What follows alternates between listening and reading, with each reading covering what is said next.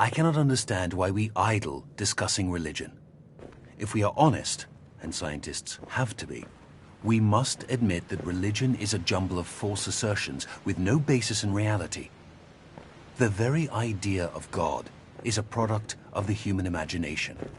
It is quite understandable why primitive people, who were so much more exposed to the overpowering forces of nature than we are today, should have personified these forces in fear and trembling.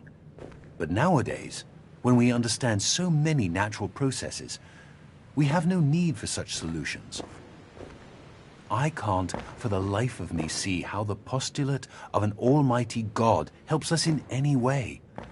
What I do see is that this assumption leads to such unproductive questions as to why God allows so much misery and injustice, the exploitation of the poor by the rich, and all the other horrors he might have prevented.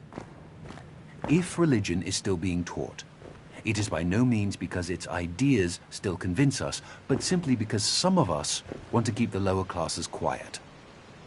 Quiet people are much easier to govern than clamorous and dissatisfied ones.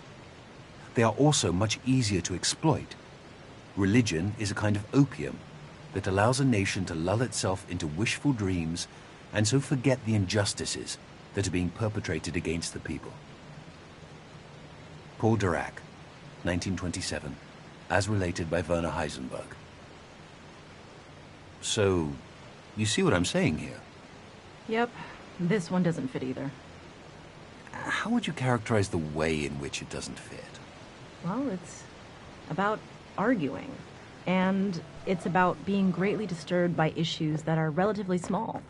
It's not aiming high, and it's not about ultimate truth, not really. It's mostly a...